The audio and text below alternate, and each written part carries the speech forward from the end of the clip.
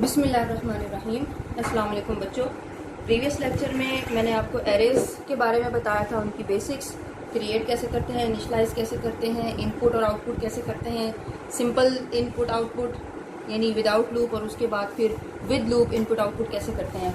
आज हम एरेज से रिलेटेड कुछ एग्जांपल्स कर लेते हैं, बाकी फिर एक्सरसाइज के अंदर जो प्रोग्राम्स है वो फिर उनको आप फिर खुद अटेम्प्ट करने की कोशिश करेंगे।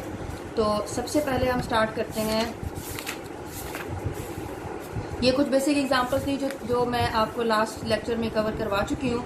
अब एग्जांपल है 7.4 नहीं एक्चुअली 7.3, जिसकी स्टेटमेंट क्या है। हो सकता है कुछ बच्चों के पास पुराने एडिशन की बुक्स हों, तो हो सकता है कि उनमें जो क्वेश्चंस हैं, जो एग्जांपल्स हैं, टॉपिक्स की ऑर्डरिंग तरतीब उनकी डिफरेंट हो, तो आसानी के लिए मैं यहाँ पे क्वेश्चन भी लिख देती हूँ। तो क्वेश्चन क्या है, write a program that inputs 5 values. तो बेटा आप लोगों ने अगर मेरे से स्टार्ट किया हुआ होता तो फिर मैं आप लोगों को बताती, क्लियरली दोबारा से स्टार्ट से बताती कि स्टेटमेंट किस तरह से लिखते हैं और उसके अंदर से प्रोग्राम कैसे बनाते हैं। बहरहाल उस टाइम नहीं बताया, तो अब चूंकि यहाँ पे सब्जेक्ट्स टेक ओवर किया है तो यहाँ से मैं आपको कंटिन्यू कराती हूँ। तो बेटा सबसे पहले आप लिखिए पूरी स्टेटमेंट। राइट अ प्रोग्राम को मैं शॉर्ट फॉर्म में लिखती हूँ WAP। तो write a program that inputs 5 values from user, that inputs 5 values from user, और फिर आगे क्या करना है, stores them in an array, stores them in an array and displays the some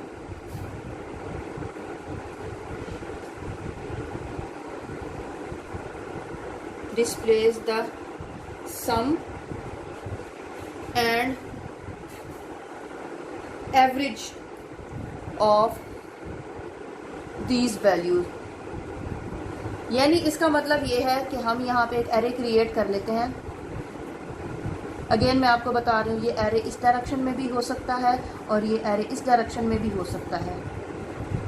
last lecture में मैंने आपको सिर्फ एक वर्ड यूज किया था, मल्टी डायमेंशनल एरेज और 1 डायमेंशनल एरेज। तो ऐसे एरेज जो एक डायरेक्शन में जा रहे हों, यानी जो या तो सिर्फ रो की फॉर्म में हो या सिर्फ कॉलम की फॉर्म में हो, उनको हम 1 डायमेंशनल एरे कहते हैं। आगे इस चैप्टर के तकरीबन एंड में एक टॉपिक आएगा जो कि हम मल्टी डायमेंशनल एरेज का, तो उनमें क्या होता है, उनमें रोज भी होती हैं और कॉलम्स भी होते हैं, इस तरह की फॉर्म में आते हैं। तो बहरहाल इसको फिलहाल अभी हम डिस्कस नहीं करते। तो अभी मैं जो 5 एलिमेंट्स का एरे है वो मैं इसको कंसिडर करती हूँ। ये एलिमेंट नंबर 1, 2, 3, 4 एंड 5। तो इसका इंडेक्स हो गया 0, 1, 2, 3, 4। तो अकॉर्डिंग टू क्वेश्चन स्टेटमेंट हमने इस एरे के अंदर 5 वैल्यूज इनपुट करनी है। तो हमने काम कौन कौन सा करना है, इतनी लंबी चौड़ी स्टेटमेंट से हम अपना टास्क निकालते हैं। Number 1, write a program that inputs 5 values. तो ये पहला हमारा काम हो गया, input 5 values from user and stores them in an array. ठीक है जी। तो यहाँ पे हम इसको सिंप्लीफाई करते हैं कि जो जो वेरिएबल्स हमें साथ साथ रिक्वायर्ड होंगे हम वो भी साथ साथ क्रिएट करते जाएंगे या उनका नाम रखते जाएंगे। तो हम यहाँ पे कहते हैं 5 वैल्यूज हमने डालनी है, तो हम एरे का नाम रख लेते हैं नम, और उसके एलिमेंट्स कितने होंगे, 5। एक एरे ले लिया, ठीक है जी। और इसके अंदर हम क्या करना है, input values from user in this array. ये पहला काम हो गया जो हमने अपने कोड में लिखना है। Display sum and average. तो डिस्प्ले करने के लिए सबसे पहले तो हम करेंगे कैलकुलेट क्या करना है, नंबर 1 सम, नंबर 2 या इसको हम कर देते हैं A और इसको कर देते, चलें A B की बजाय हम यहाँ पे एरोज लगा लेते हैं। सम कैलकुलेट करना है और एवरेज कैलकुलेट करना है, और फिर हम तीसरे नंबर पे आके हम डिस्प्ले कराएंगे क्या, सम और एवरेज। अब यहाँ पे हम अज्यूम करते हैं कि हम यहाँ पे कुछ वैल्यूज ले लेते हैं, 13, 21, 78, 56 और 8। तो इन वैल्यूज़ का मैं यहाँ पे खुद से सम करके 13 + 21, 3 + 1 4, 2 and 1 3, उसके बाद 78 इसके अंदर ऐड करते हैं, 8 + 4 12, 7 and 3 10 + 1 112, उसके बाद 56 इसके अंदर ऐड करते हैं, 6 + 2 8, 5 + 1 6 और 1, उसके बाद फिर ये 8 इसके अंदर ऐड करते हैं, 8 + 8 16, 6 + 1 7, 176 इसका आंसर है। तो हमने क्या करना है, सम कैलकुलेट करना है हमने, और ये तो हो गया सम, और एवरेज कैलकुलेट करना है। एवरेज किस तरह से कैलकुलेट होता है, ये आप लोगों ने पहले भी चैप्टर नंबर 4 या 5 में मेरे ख्याल में किया होगा कि जितने जो टोटल सम है उसको आप डिवाइड करेंगे नंबर ऑफ एलिमेंट्स पे। तो नंबर ऑफ एलिमेंट्स कितने हैं यहाँ पे, 5, 1 2 3 4 5। तो आप टोटल सम को नंबर ऑफ एलिमेंट्स पर डिवाइड करेंगे तो एवरेज कैलकुलेट हो जाएगा। तो अब हमने यहाँ पे क्या करना है, मैं यहाँ पे कोड लिखती हूँ, तो hash include iostream.h include console.io.h, उसके बाद void main CLR SCR। अच्छा जी, सबसे पहले हमने कहा था कि हमें नम एक वेरिएबल चाहिए जो कि एरे टाइप का है, तो हम यहाँ पे इंट नम यहाँ पे डिक्लेयर करा लेते हैं, और ये कितने एलिमेंट्स हैं इसके, 5। और फिर सम एक वेरिएबल हमें चाहिए होगा, उसकी भी डाटा टाइप इंटीजर होगी, और इसके अलावा एवरेज जो है वो जब हम डिवाइड करेंगे तो डिवीजन में पॉसिबली हमारे पास फ्रैक्शन में रिजल्ट आएगा, तो हम उसको ले लेते हैं फ्लोट में, फ्लोट एवरेज। तो ये वेरिएबल डिक्लेरेशंस होंगी हमारे पास। अब मैं ऊपर से स्टेटमेंट को रिमूव कर रही हूँ क्योंकि हमने स्टेटमेंट को सिंप्लीफाई कर दिया है। तो मैं यहाँ से कंटिन्यू करती हूँ। हमने पहला काम क्या करना है, input values from user in an array. तो यूजर को हमने ये मैसेज देना है कि एरे के अंदर वैल्यूज प्रिंट करें। ये इस सम को यहाँ पे लिख लेते हैं, 176 सम है इसका। तो यूजर को मैसेज देने के लिए हम क्या करेंगे, सी out enter 5 values in an array. ठीक है, ठीक है, पूरा मैसेज मैं नहीं लिख रही, मैंने पढ़ दिया क्योंकि मेरे पास इनफ स्पेस नहीं है। Enter values 5 values in an array. उसके बाद हम लूप लगाएंगे 5 वैल्यूज के लिए, for i is equal to 0। अब चूंकि हम एक लूप कंट्रोल वेरिएबल यूज करें जो कि इंटीजर टाइप का है, तो हम यहाँ पे i को भी डिक्लेयर करा देते हैं, i is equal to 0, i is less than 5 और i प्लस प्लस। तो इसके अंदर हम क्या लेंगे, सी इन, एरे का नाम क्या है, नम, सी इन नम एट i, और उसके बाद ये लूप हो जाएगी क्लोज। तो हमने क्या किया, एक एरे ले लिया हमने 5 वैल्यूज का, और उसके अंदर हमने यूजर से वैल्यूज इनपुट करा ली। तो ये पहला टास्क हो गया हमारा कंप्लीट। तो इस कंप्लीट टास्क को मैं यहाँ से अब रिमूव कर रही हूँ। अगला टास्क है कैलकुलेट सम एंड एवरेज। हमने सम और एवरेज को कैलकुलेट करना है। तो बेटा इसमें बुक में इसको कंबाइन करके इकट्ठा करके लिखा हुआ है, हम ज़रा अलग भी कर सकते हैं। आप इसको अगर बुक में चेक करें तो मैं आपको इसका ज़रा कन्फ्यूजन दूर करके भी मत बता देती हूँ। अच्छा, अब आपने सम कैलकुलेट करना है। अज्यूम करें जब मैंने यहाँ पे काउंट किया, तो मैं जब काउंटिंग स्टार्ट कर रही थी तो मेरे पास कोई ना कोई एक पैरामीटर था जिसके अंदर मैं काउंट कर रही थी। जब मैंने इस पहले एलिमेंट को नहीं लिया था तब मेरे काउंट में क्या था, 0 था। मैंने पहला एलिमेंट लिया, उसके अंदर ऐड कर दिया, तो मेरे पास सम आ गया टिल फर्स्ट एलिमेंट जिसका इंडेक्स 0 है। टिल फर्स्ट एलिमेंट मेरे पास आ गया सम 13। फिर मैंने अगला एलिमेंट लिया, तो 13 के अंदर मैंने प्लस किया 21। तो इसका मतलब है मैंने कहीं ना कहीं से स्टार्ट लिया था 0 से, 0 प्लस 13 मेरे पास आ गया 13। फिर 13 प्लस 21 मेरे पास आ गया 3 + 1 4, 2 + 1 3। इसी तरह से मैंने इनिशियली 0 एक वैल्यू ली, उसके अंदर पहला एलिमेंट पकड़ा, उसको उसके अंदर ऐड किया, और जो रिजल्ट आया फिर दूसरा एलिमेंट पकड़ा, उसके अंदर इस रिजल्ट के अंदर मैंने उसको ऐड किया, फिर इन दोनों का जो रिजल्ट आया उसके अंदर तीसरे एलिमेंट को ऐड किया। तो इसको हम सिंप्लीफाई इस तरह से करेंगे कि आपको इनिशियली एक ऐसा वेरिएबल लेने की जरूरत है, सम टाइप का सम वेरिएबल, जिसको आप इनिशियली 0 से स्टार्ट करेंगे, यानी आपके काउंट में स्टार्ट में कुछ नहीं पड़ा होगा। तो आप सम को या तो यहीं पे 0 से इनिशलाइज कर दें, या सबसे पहले यहाँ पे उसको सम इज इक्वल टू 0 कर दें, या उसको यूज करने से पहले यहाँ पे कर दें सम इज इक्वल टू 0। यानी आपने अपने काउंटर को सेट कर लिया है और अब आप अपनी काउंटिंग स्टार्ट करने लगे हैं। तो हम दोबारा लूप लगाते हैं, for I is equal to 0, I is less than 5 और आई प्लस प्लस।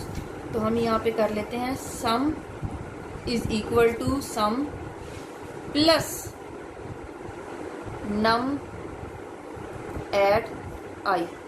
तो इसको अगर हम ड्राई रन करेंगे, सम में सबसे पहले पड़ा होगा 0 और आई में सबसे पहले पड़ा हुआ है 0, यानी सम के अंदर जो टोटल वैल्यू पड़ी है वो 0 है और आई अभी करंटली कौन से इंडेक्स को रेफर कर रहा है, 0 पे। तो सम के अंदर प्रीवियस 0 पड़ा है और आई 0 है, तो नम एट 0 पे पड़ा हुआ है 13, तो 13 plus 0 is equal to 13। End of loop आ गया। तो नेक्स्ट आइट्रेशन पे आ गए, अब आई के अंदर आ जाएगा 1। जब आई के अंदर 1 आ जाएगा तो प्रीवियस यहाँ पे वैल्यू जो है सम की 13 आ गई, तो आई एट 1 पे पड़ा हुआ है 21, 21 प्लस 13, तो ये आ गया 34। ठीक है जी, अब आई के अंदर आ गया 2, तो यहाँ पे ये 34 आ गया नेक्स्ट आइट्रेशन में। अब आई में आ गया 2, तो नम एट 2 के ऊपर पड़ी है वैल्यू 78 एंड सो ऑन।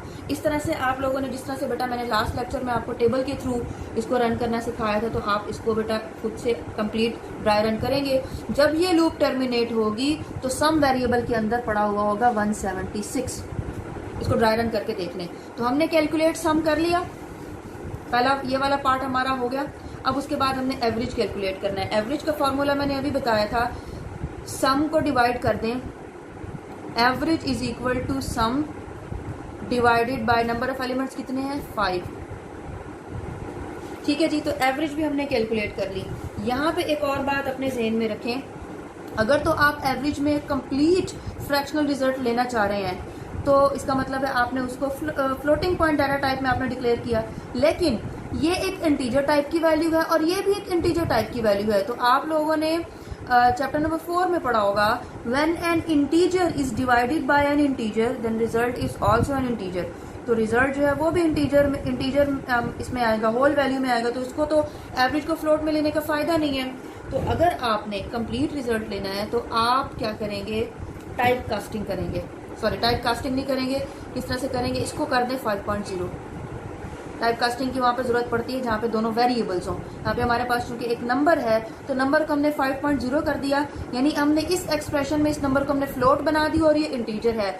और अब रिकॉल करें, when an integer is divided by a floating value then the result is also a floating value. तो यहाँ पे हमारे पास एग्जैक्ट रिजल्ट आ जाएगा, जो कि अगर हम यहाँ पे कैलकुलेट करें 176 divided by 5, 5 3s are 15, reminder में आ गया 2, 5 are 25, रिमाइंडर में आ गया 1, पॉइंट लगाएंगे 0, 5 2s are 10। तो हमारे पास एग्जैक्ट आंसर आएगा 35.2। तो एवरेज में आ जाएगा 35.2।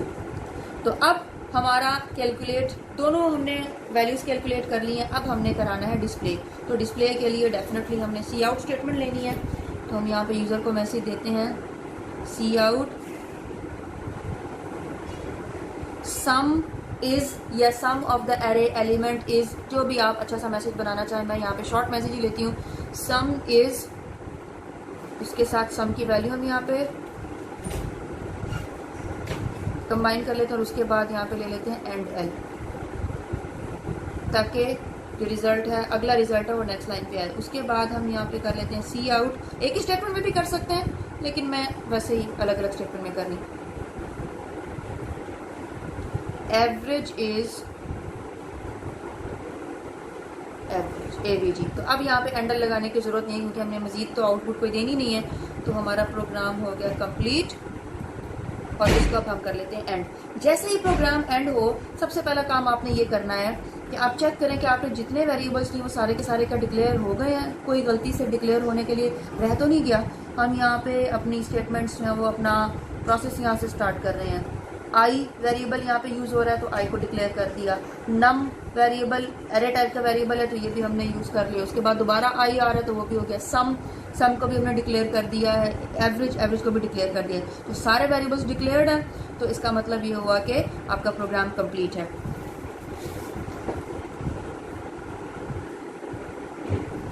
जी बच्चों, उसके बाद अगला प्रोग्राम है 7.4 मेरे पास आ रहा है। Write a program that inputs current day and month from user and then calculates and displays total number of days in current year till that enter date. अब इसका क्या मतलब है? इसका ये मतलब है कि आपने एक एरे लेना है। कितने साइज का लेना है? जितने एक साल के अंदर महीने होते हैं, 12 मंथ्स होते हैं। तो ये 1 2 3 4 5 6 7 8 9 10 11 एंड 12। तो इसके अंदर आपने एंटर करने हैं number of days in that month. तो आपको पता है जो हमारा देसी लफ्जों में तो हम इंग्लिश कैलेंडर कहते हैं, इसका जो रियल नेम है वो ग्रेगोरियन कैलेंडर है। जनवरी फरवरी जिसके मंथ्स होते हैं, तो इसके अंदर उसके जो सारे मंथ्स हैं उसके अंदर जितने भी नंबर ऑफ डेज हैं वो एंटर किया। आपको पता है कुछ महीने 31 दिनों के होते हैं, कुछ 30 के होते हैं। तो वो एक आपको फिंगर्स फार्मूला आपको अगर आता है तो आप उसके अकॉर्डिंग लिख लें, नहीं तो फिर आप याद कर लें। जनवरी के अंदर 31 डेज होते हैं, फरवरी के अंदर 28 डेज होते हैं एक्सेप्ट लीप ईयर्स जिनमें 29 डेज होते हैं। उसके बाद फिर 31, फिर 30, फिर 31, फिर 30, फिर 31, 31, फिर 30, फिर उसके बाद 31, 30 एंड 31। तो अब हम इनकी इंडेक्सिंग कर लेते हैं। ये index number 0 for January for first month, 1 2 3 4 5 6 7 8 9 10 11। 11 is the index for December जो कि हमारा 12th मंथ है। अब स्टेटमेंट ये कह रही है कि आपने क्या कराना है, यूजर से आपने मंथ और डे इनपुट करवाना है। क्या कराना है? करंट आपने इनपुट कराना है, input current day and month. Task आपका क्या हो गया? Input number 1 day and number 2 month. मिसाल के तौर पे आज की डेट अगर हम देखें, आज क्या डेट है? आज 20 अगस्त है। तो 20 अगस्त को हम यहाँ पे लिखते हैं, इसमें से हम देखते हैं कि डे और मंथ क्या है। 20 अगस्त 2020। तो इसमें चूंकि ईयर की कोई बात नहीं है तो हम इसको छोड़ देते हैं। तो डे नंबर है हमारा 20 और मंथ का यहाँ पे नेम लिखा हुआ है, तो हमने नेम की बजाय लेना है मंथ नंबर। तो अगस्त कितना मंथ होता है? 8th मंथ होता है। तो यहाँ पे जो मंथ है वो हो गया 8। तो हमने क्या करवाना है? डे एंटर करवाना है यूजर से फ्रॉम 1 to 31 और मंथ हमने एंटर करवाना है यूजर से फ्रॉम 1 to 12। तो ये काम हमने करना है, इनपुट करवाना है यूजर से। अब मिसाल के तौर पे मैं अगर यही समझ लें, मैं अगर डे में इनपुट करती हूँ 20 और इसमें मंथ में इनपुट करती हूँ 8, तो फिर क्या करना है हमने? ये इनपुट हो गई। And then calculate and display total number of days in the current year till that enter date. कि आपने जो 20 अगस्त की डेट जो एंटर की है, इस डेट तक जितने भी डेज बन रहे हैं वो सारे के सारे आपने टोटल बताने हैं। तो यानी यकुम जनवरी से लेके 20 अगस्त तक टोटल डेज कितने बन रहे हैं, कितने डेज बन रहे हैं, ये आपने कैलकुलेट करना है। तो इसका सिंपल सा फॉर्मूला है। यहाँ पे हम देखें यकुम जनवरी हमारी डेफिनेटली यहाँ से स्टार्ट होगी। हम यकुम जनवरी की तो हम बात नहीं कर रहे हैं, हमें टोटल नंबर ऑफ डेज हमें यहाँ से मिल रहे हैं। तो हमने क्या करना है? अच्छा, हमने क्या करना है?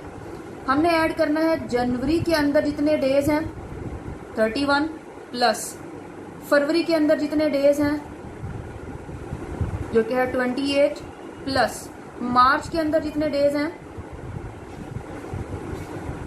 जो कि 31 है। इसी तरह से अप्रैल के अंदर जितने डेज हैं 30। इसी तरह से मई के अंदर जितने डेज हैं वो है जी 31। जून के अंदर जितने डेज हैं वो 30।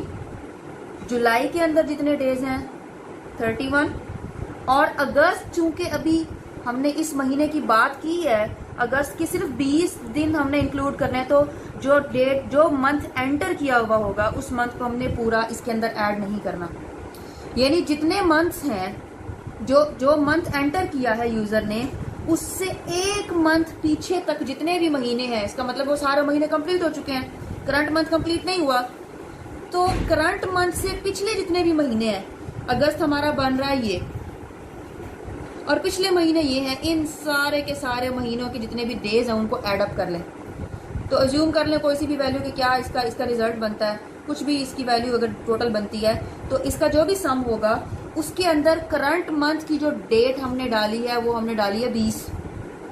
तो पिछले महीने पूरे के पूरे उनके डेज ऐड कर लें और करंट डेट 20 उसके अंदर ऐड कर लें। ये उस डेट तक के जितने भी टोटल नंबर ऑफ डेज हैं वो कैलकुलेट हो जाएंगे। हमने क्या कैलकुलेट करना है? Calculate total number of days. Calculate total number of days till क्या? Till the enter date. ठीक है जी। तो अब हम इसका प्रोग्राम बनाते हैं। बेटा ये प्रोग्राम बहुत ही आसान है, बस सिर्फ इसको समझना थोड़ा सा ट्रिकी है। तो हमने इसको समझ लिया है, तो हमेशा हर प्रोग्राम की तरह, जैसे हर प्रोग्राम में जैसे हेडर फाइल्स आती है, मैं कुछ प्रोग्राम्स में लिखूंगी, अब अगले प्रोग्राम में, एक प्रोग्राम में मैंने लिख लिया, अब अगले प्रोग्राम में मैं सिर्फ हेडर फाइल का नाम दे दूंगी। यहाँ पे जूम कर लें, यहाँ पे लिखा हुआ इंक्लूड console.io.h, इंक्लूड iostream.h। उसके बाद हम यहाँ पे आ जाते हैं जी वाइड मेन पे।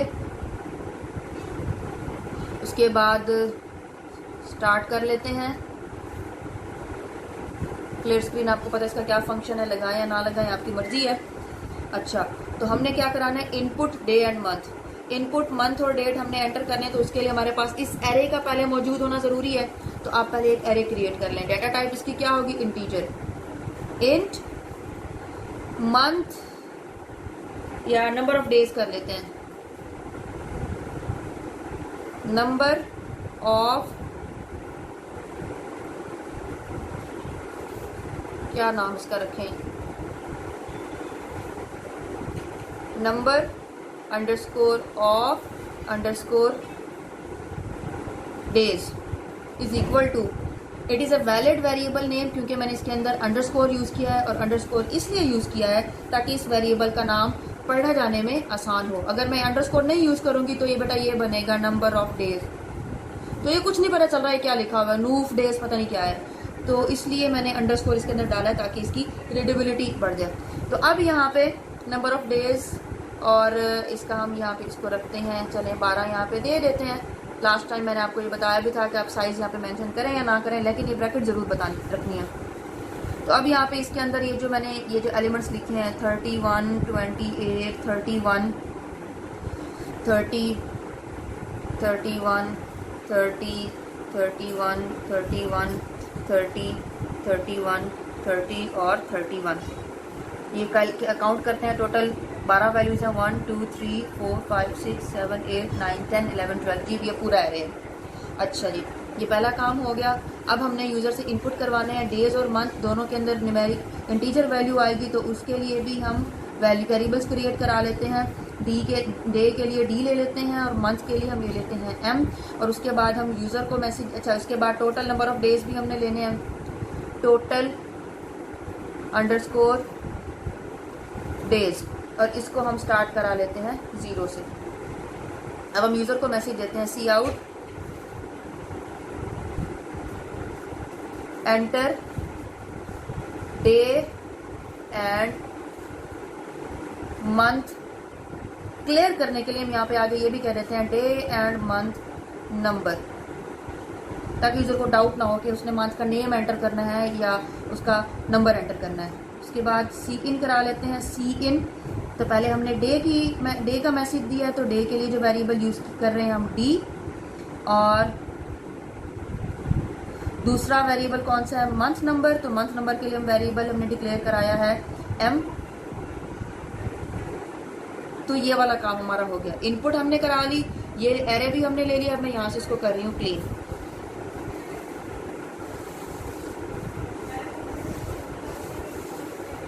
तो अब हमने क्या करना है, जनवरी से लेके, ठीक है जी, जनवरी से लेके हमने क्या कराना है, टोटल जितने भी जो भी हमारा मंथ नंबर है उससे एक महीना पीछे तक हमने सारे मंथ्स ऐड कराने हैं। तो हम क्या करेंगे, लूप लगाएंगे। फॉर जनवरी का इंडेक्स था 0, आई इज इक्वल टू 0। अब आई हम यहाँ पे यूज कर रहे हैं, तो आई को यहाँ पे डिक्लेयर होना जरूरी है। I is equal to 0, I is less than, कहाँ तक जाएगा, हमने कौन से महीने तक, टोटल पूरे महीने कंप्लीटली काउंट करने, जो मैंने अभी बताया था अगस्त से पिछला महीना है जुलाई, जुलाई तक हमने सारे महीने पूरे काउंट करने हैं। तो एंटर किया हुआ हमने अगस्त, इसका नंबर है 8, तो हम कहेंगे लेस देन m-1। तो ये स्टार्ट होगा 0 से लेके m के अंदर पड़ा हुआ 8, 8 माइनस 1 आ जाएगा 7। तो ये लूप चलेगी 0 से लेके 7 से लेस तक, यानी ये 0 से लेके 6 तक चलेगी। और अगर हम देखें अपने एरे को तो 6 इंडेक्स जो है वो जुलाई का है, ठीक है जी। तो ये 0 से 7 तक ये लूप चलेगी। और आई प्लस प्लस हम यहाँ पे कर देते हैं जी, नंबर ऑफ डेज का variable, sorry total days, total days, यहाँ पे इसको डेज कर लें। एक्चुअली इस वेरिएबल को ना भी लें तो कोई मसला नहीं है, क्योंकि मैंने यहाँ पे काम जो कि आगे आगे करना था, मैं यहाँ पे पहले करा लेती हूँ कि जो आपने यहाँ पे जो नंबर ऑफ डेज जो आपने एडिशनल बाद में एंटर करने हैं, चलें बल्कि सिंपल ही रहने दें, बुक में तो हो सकता है आप कंफ्यूज हो जाए। Total days is equal to 0, तो total days is equal to total days plus total days plus हमारे इसका नाम क्या है, एरे का नाम, नंबर ऑफ डेज एट आई। तो ये लूप जब टर्मिनेट करेगी तो अगस्त से पिछले जितने भी मंथ्स हैं उनके टोटल सारे डेज उसके अंदर एड अप हो जाएंगे।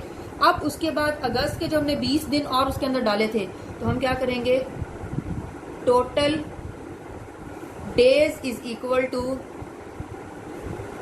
टोटल डेज प्लस जो हमने ये जो 20 दिन एक्स्ट्रा डाले हैं डे उसके अंदर ऐड कर लेते हैं, ठीक है जी। ये हमने कैलकुलेट भी करा लिया, अभी हमारा काम हो गया। अब कैलकुलेट हम डेफिनेटली इसलिए कराते हैं कि हमने बाद में उसको डिस्प्ले भी करवाना है। डिस्प्ले कराने के लिए हम यहाँ पे यूज़र को मैसेज देते हैं, सी आउट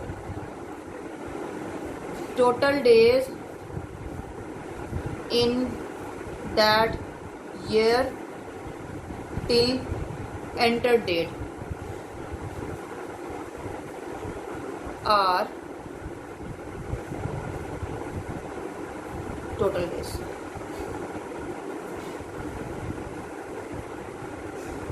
ठीक है जी, ये हो गया। उसके बाद गेट करेक्टर लगा के प्रोग्राम को करने टर्मिनेट। होपफुली आपको ये प्रोग्राम समझ आ गया होगा।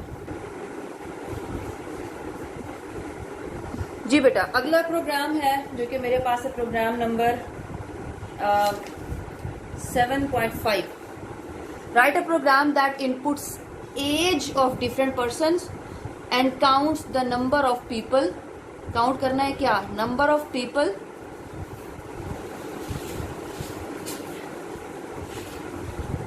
Count the number of people in the age group of 50 and 60। तो हमने क्या कराना है, डिफरेंट लोगों की एज एंटर करानी है। कितने लोगों की एज एंटर करानी है, क्या प्रोग्राम में मेंशन किया हुआ है? नो। किसमें एज एंटर करानी है, प्रोग्राम में मेंशन किया हुआ है? नो। किसमें से मुराद नॉर्मल वेरिएबल्स लेने हैं या एरे लेना है? तो ऐसी सिचुएशन में आप फ्री हैं अपनी मर्जी की आसानी इजी अप्रोच यूज़ करने के लिए। तो हम यहाँ पे ले लेते हैं एरे। चलिए पहले इसका टास्क सिंप्लीफाई करते हैं। नंबर 1, इनपुट हमने क्या करानी है, एज। एज इनपुट करानी है, हम 10 लोगों की एज इनपुट करा लेते हैं, एज ऑफ 10 पीपल। तो हम यहाँ पे इसके लिए कह देते हैं कि हमें एज का एक वेरिएबल लेना होगा और उसका साइज हम लिख लेते हैं 10। और उसके बाद हमने काउंट कराना है number of people in the age group of 50 and 60। तो काउंट के लिए हम सिंपली वेरिएबल काउंट ही ले लेते हैं। इनिशियली काउंट में होगा 0। अगर कोई पर्सन इस कैटेगरी में आया तो हम काउंट को अपडेट कर देंगे, +1 कर देंगे उसको। अच्छा जी, काउंट क्या करना है? पीपल जिनकी एज 50 से 60 के दरमियान है, ठीक है जी। और फिर डेफिनेटली हमने इस काउंट को डिस्प्ले भी कराना होगा। तो अब हम यहाँ से स्टार्ट करते हैं। तो बेटा हम यहाँ पे स्टार्ट करते हैं। ये पहली हेडर फाइल, दूसरी हेडर फाइल, वॉइड मेन। अच्छा जी, हमने वेरिएबल डिक्लेरेशन हम ले लेते हैं इंट। एज का हमें एक वेरिएबल चाहिए, उसका साइज हमने रखना है 10। ये बात हमेशा याद रखें, जहाँ पे भी एरे आ रहा है वहाँ पे इसका मतलब है आपने लूप भी लाजमी लेना है। तो इनपुट कराने के लिए हमें लूप चाहिए होगा। उसके बाद भी प्रोसेसिंग के लिए हमें लूप वेरिएबल की ज़रूरत पड़ेगी। उसके बाद एक काउंट वेरिएबल हमने जिसको स्टार्ट करना है 0 से। तो अभी इसको हम टर्मिनेट कर देते हैं। हो सकता है बाद में कोई और वेरिएबल अगर ज़रूरत पड़े तो आगे कंटिन्यू कर देंगे। यूज़र को हमने मैसेज देना है enter age of 10 different people. C out enter age of 10 people. तो अब हम सी इन कैसे करेंगे? मैसेज एक बार जाएगा, इनपुट हमने 10 बार करवानी है, तो मैसेज को हम लूप से बाहर रख लेते हैं, इनपुट को हम लूप के अंदर रख लेते हैं। तो यहाँ पे हम लूप लगाते हैं for i is equal to 0, i is less than 10, i plus plus. सी इन क्या कराना है हमने? Age at i। ठीक हो गया। काउंट को हमने ऑलरेडी 0 से स्टार्ट करवा दिया है। Count is equal to 0। Count को हमने ऑलरेडी 0 से स्टार्ट करा दिया है। तो अब हमने ये चेक करना है, ये जो हमने एज एंटर की है इनमें से कितने लोगों की एज जो है वो इस पर्टिकुलर ग्रुप में लाई करती है। तो बेटा जैसे पिछले प्रोग्राम में किया है, बिल्कुल इसी तरह से हम इस प्रोग्राम में भी हम क्या कर सकते हैं, हम अपनी प्रोसेसिंग इनपुट से बाहर आके भी कर सकते हैं और इनपुट के साथ साथ भी कर सकते हैं। अब इनपुट से बाहर आने का मतलब क्या है? इनपुट से बाहर दो तरीके हैं। तरीका नंबर 1 साथ साथ, और तरीका नंबर 2 अलग। साथ साथ का क्या मतलब है?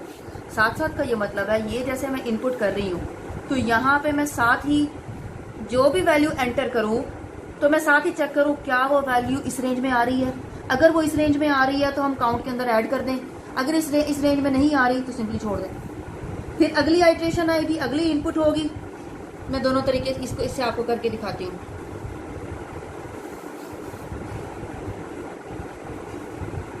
हम यहाँ पे देखते हैं if age at i is greater than और equal to 50 and age at i is less than और इक्वल टू 60। अगर ये कंडीशन फुलफिल हो तो हम कर दें जी काउंट प्लस प्लस। तो जैसे ही ये इनपुट होगी, अब यहाँ पे काउंट के बाद आकर ये लूप टर्मिनेट कर रही है, तो जैसे ही ये इनपुट होगी, इनपुट ये वैल्यू एंटर होते ही फौरन ये चेक होगी क्या वो इस रेंज में आ रही है। अगर तो इस रेंज में आ रही है तो काउंट के अंदर ऐड होगी। मिसाल के तौर पे यूजर ने एंटर किया 25, इनपुट किया 25। अब 25 यहाँ पे कंपेयर हो रहा है, ये एज एट i का मतलब हो गया 25 इज ग्रेटर देन और equal to 50 and less than और इक्वल टू 60। तो कंडीशन फॉल्स है तो काउंट के अंदर इंक्रीमेंट नहीं आएगा। अगली आइट्रेशन आ गई, अगली इनपुट हो रही है। अगली इनपुट में हम कहते हैं कि यूजर ने एंटर किया 53, तो एज एट i का मतलब हो गया 53। तो 53 इज ग्रेटर देन और इक्वल टू 50, कंडीशन ट्रू है। साथ ही दूसरी कंडीशन भी ट्रू होनी चाहिए, एंड एज एट i यानी 53 इज लेस देन और इक्वल टू 60, ये कंडीशन भी ट्रू है। तो ये कंडीशन भी ट्रू है तो इसका मतलब है काउंट हमारे पास इस कैटेगरी का एटलीस्ट एक बंदा आ गया। अब अगली आइट्रेशन में हम कहते हैं कि यूजर ने एंटर कर दिया 74, किसी की एज 74 थी, तो अब यहाँ पे एज एट i का मतलब है 74 इज ग्रेटर देन और इक्वल टू 50, ये कंडीशन तो ट्रू है। अगली कंडीशन चेक करते हैं एंड के साथ, हमने इनको कंबाइन किया, इसका मतलब है दोनों कंडीशंस ट्रू होनी चाहिए। एज एट आई यानी 74 इज लेस देन और इक्वल टू 60, ये कंडीशन फॉल्स है, तो अब भी ये वाली स्टेटमेंट स्किप हो जाएगी। इसी तरह से ये आइट्रेशन चलती रहेगी जब तक कि लास्ट एलिमेंट नहीं आ जाता, लास्ट आइट्रेशन नहीं आ जाती। तो ये तो कंबाइन काम है। इसी काम को ये वाला काम, इसको अलग अलग कैसे करेंगे? अलग अलग इस तरह से करेंगे कि आप लूप अलग लगाएं, सॉरी इनपुट अलग करवाएं। i is equal to 0, i is less than 10, i plus plus C in age at i। ये काम करके सुकून से बाहर आए, फिर दोबारा लूप लगाएं। For i is equal to 0, i is less than 10, i plus plus, और यहाँ पे आके ये कंडीशन लगा दें, if age at i is greater than or equal to 50 and age at i is less than or equal to 60, तो आप क्या करें? काउंट प्लस प्लस कर दें, ब्रैकेट लगा दें तो अच्छा है। तो अब आप खुद बताएं, ये और ये एक ही काम है। नंबर ऑफ स्टेटमेंट्स किस में कम है? इसमें कम है। नंबर ऑफ लूप्स किस में कम है? इसमें कम है। तो ये काम सिंप्लीफाई तो हुआ in terms of concept, in terms of understanding, लेकिन कंप्यूटर के लिए ये काम लंबा चौड़ा हो गया। तो इन दोनों में से बेहतर अप्रोच जो है वो ये वाली है। ठीक है, तो आपको आप पेपर में अगर ये क्वेश्चन आए तो ये वाला लिख दें तो भी ठीक है, ये वाला लिख दें तो भी ठीक है। तो इन दोनों तरीकों से जब भी हमने अपना काम, ये इनपुट और कैलकुलेशन हमने कंप्लीट कर ली, तो बाहर आके हमने क्या करना है? तीसरा काम डिस्प्ले कराना है हमने नंबर ऑफ काउंट, जो कि उस पर्टिकुलर एज कैटेगरी में लाई कर रहे हैं। तो हम यहाँ पे सिंपली आके कह देते हैं सी आउट पीपल या पर्सन्स, अच्छा सा कोई मैसेज दें, पर्सन्स या टोटल पर्सन्स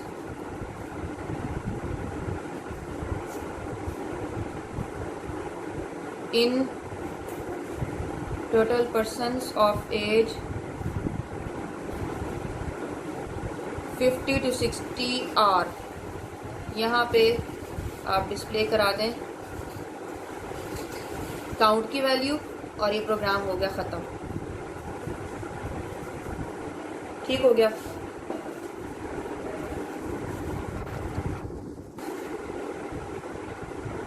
बच्चों अगला प्रोग्राम है आपकी बुक में प्रोग्राम 7.6। ये प्रोग्राम बेटा आप लोग खुद करेंगे। इसमें क्यूब्स, स्क्वायर्स और सम्स वगैरह ये कुछ है, तो ये इस तरह के प्रोग्राम्स आपने पहले कर लिए हैं, तो ये प्रोग्राम मैं आप लोगों को नहीं करवा रही, इसको आप लोग खुद करेंगे। उससे अगला प्रोग्राम है 7.7। Write a program that inputs 10 numbers in an array and displays the maximum number।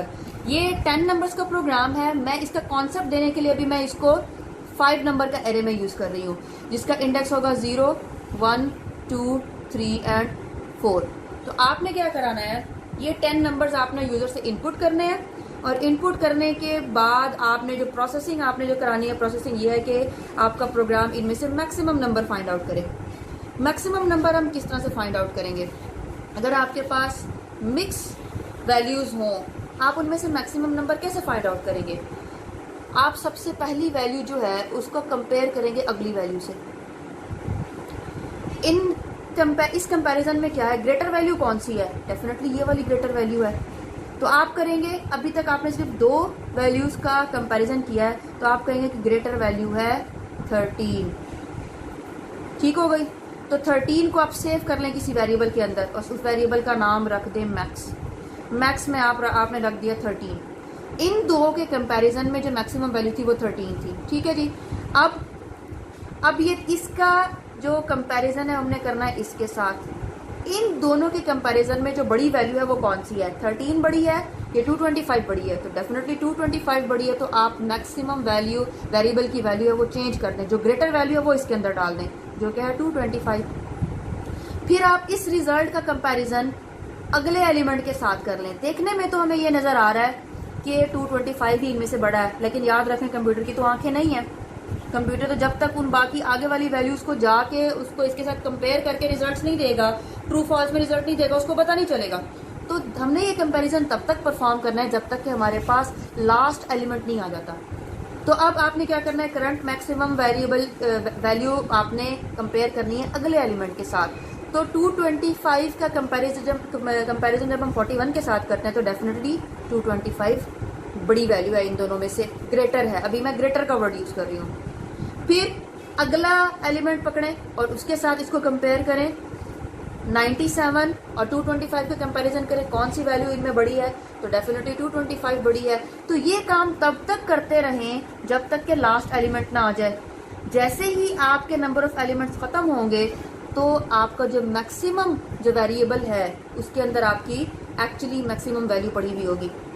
तो आप यही काम सिर्फ साइज ऑफ लूप पे डिपेंड करता है। यही काम आप चाहें तो 5 वैल्यूज के लिए करें, यही काम चाहें तो 10 वैल्यूज के लिए करें, यही काम चाहें तो आप 100 नंबर ऑफ एलिमेंट्स के लिए करें। तो अब हम यहाँ पे स्टार्ट करते हैं इसको।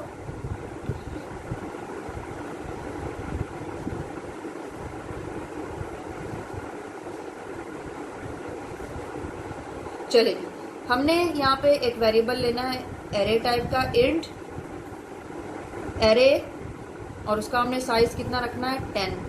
तो जहाँ पे एरे आएगा तो डेफिनेटली उसके साथ हमारे पास एक लूप कंट्रोल वेरिएबल भी आएगा, और एक वेरिएबल जो मैं अभी यहाँ पे बात कर रही थी मैक्स। ठीक है जी, ये वेरिएबल्स हमने ले लिए। तो हम यहाँ पे यूजर को इनपुट देते हैं cout enter 10 elements 10 values in an array.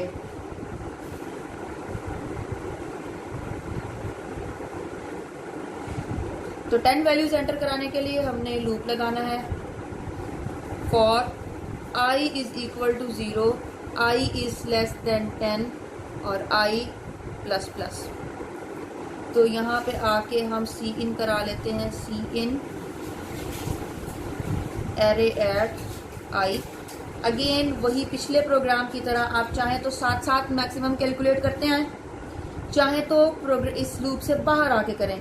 तो बाहर आके करने से डेफिनेटली हमारा साइज ऑफ कोड बढ़ जाएगा। तो हम यहाँ पे ज्यूम कर लेते हैं,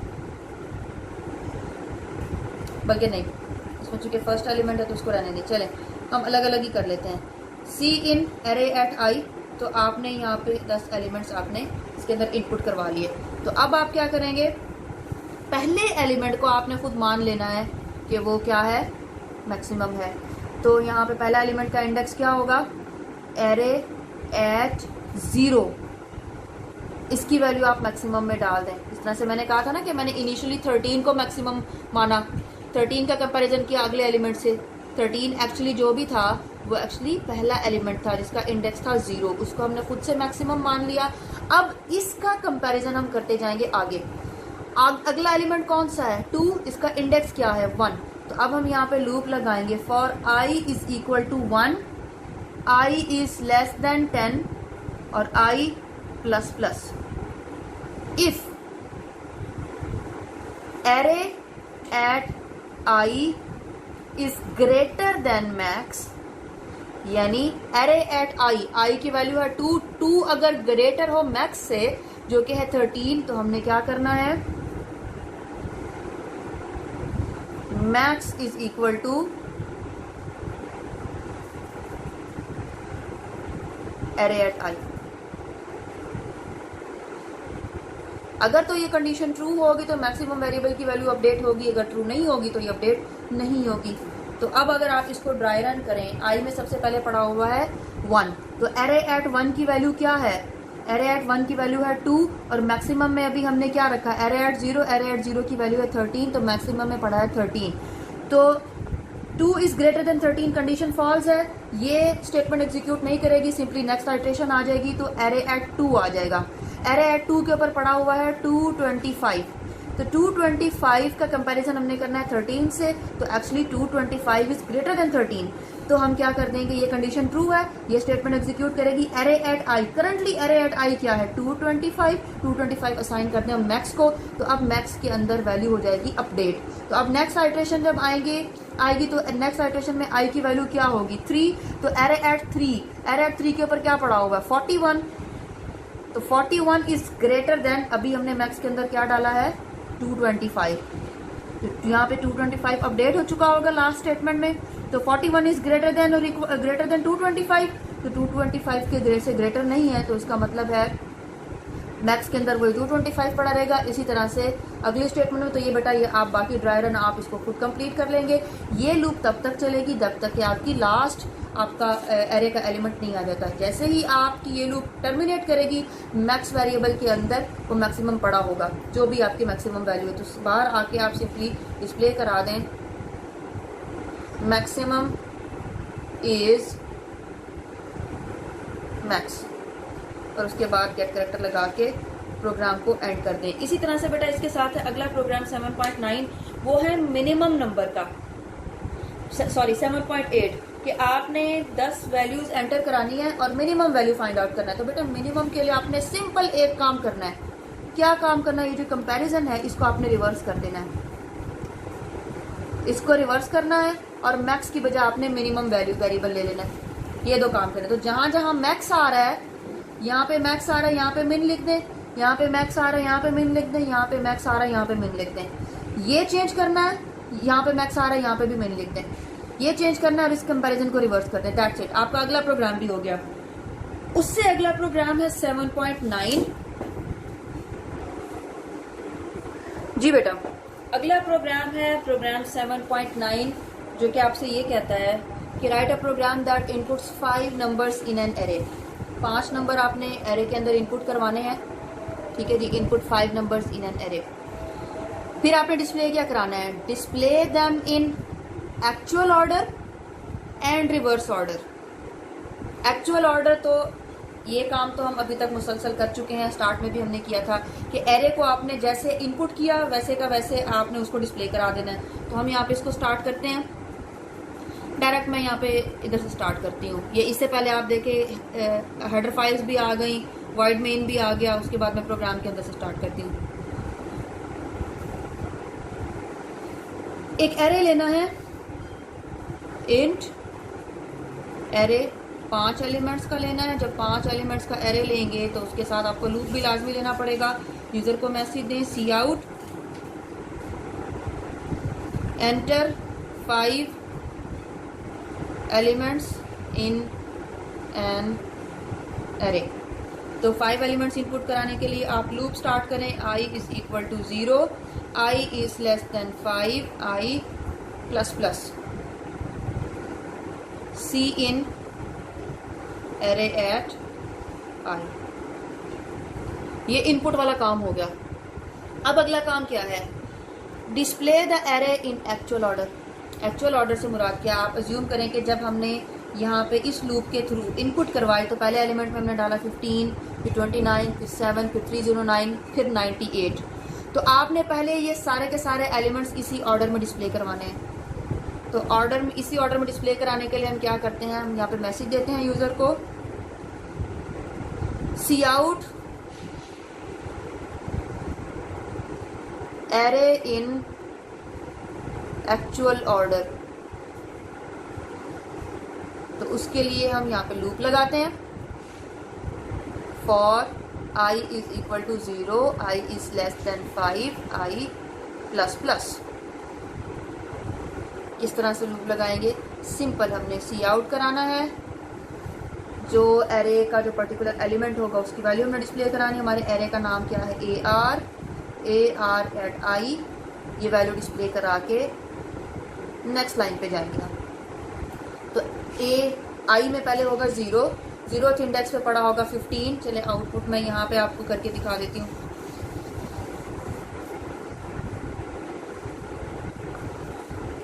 ये आउटपुट है।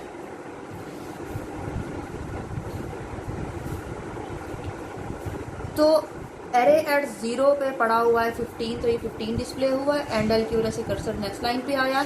एरे एट 1 के ऊपर पड़ा हुआ है 29, 29 डिस्प्ले हुआ है। एंडल की वजह से कर्सर नेक्स्ट लाइन पे आया। एरे एट 2 के ऊपर पड़ा हुआ है 7, तो ये 7 डिस्प्ले हुआ है। एंडल की वजह से कर्सर नेक्स्ट लाइन पे आया। और उसके बाद एरे एट 3 पे पड़ा हुआ है 309, एंडल की वजह से कर्सर नेक्स्ट लाइन पे आया। और एरे एट 4 पे पड़ा हुआ है 98, एंडल की वजह से कर्सर नेक्स्ट लाइन पे आया, एरे एट 5 पे ये लूप आई की वैल्यू जब 5 होगी तो ये लूप टर्मिनेट कर जाएगी। तो ये एक्चुअल ऑर्डर में ये जैसे 15, 29, 7, 309, 98 ये सारे एलिमेंट्स डिस्प्ले हो गए। एक्चुअल ऑर्डर तो हमें डिस्प्ले करा दिया। अब अगला है जी रिवर्स ऑर्डर। रिवर्स ऑर्डर के लिए बेटा आपने लगानी है रिवर्स लूप। किस तरह से करेंगे रिवर्स लूप? इस तरह से लगाएंगे, आप लूप को स्टार्ट करें आखिरी इंडेक्स से। For I is equal to, आखिरी इंडेक्स कौन सा है? 4। I is equal to 4, i is greater than और इक्वल टू कहां तक हमने लेके आना है? 0। और आई के अंदर हमने क्या करना है? डिक्रीमेंट, आई माइनस माइनस। तो सी आउट एरे एट आई और उसके बाद एंडल। तो अब देखें हम यहाँ पे किस किस तरह से आउटपुट आएगी। एंडल से कर्सर नेक्स्ट लाइन पे चले। हाँ, आपने मैसेज भी तो देना था। अब मैसेज यहाँ पे दे दें, cout array in reverse order. ठीक हो गया? तो ये मैसेज आपको मिलेगा, यहाँ पे मैसेज मिलेगा एरे इन एक्चुअल ऑर्डर।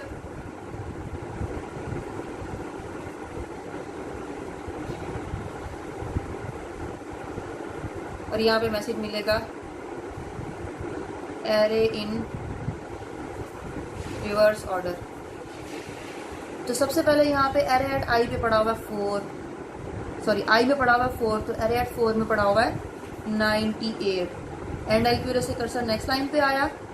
अगले आइटरेशन में आई में आ गया 3, तो एरे एट 3 पे पड़ा हुआ है 309, 309 डिस्प्ले हुआ है। एंड आई से कर्सर नेक्स्ट लाइन पे आया।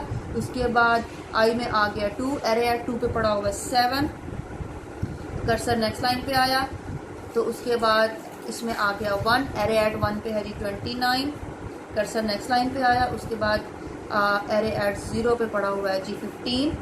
उसके बाद कर्सर नेक्स्ट लाइन पे आया। फिर जैसे ही आई में मजीद डिक्रीमेंट होगा, आई में हो जाएगा -1, तो -1 इज ग्रेटर देन और इक्वल टू एक्चुअली 0, ये कंडीशन फॉल्स है, लूप टर्मिनेट कर जाएगी। उसके बाद बाहर आके आपकी प्रोग्राम जो है वो एंड हो जाएगा। तो बेटा ये प्रोग्राम्स हैं, बाकी मजीद प्रोग्राम्स हम नेक्स्ट लेक्चर में करेंगे।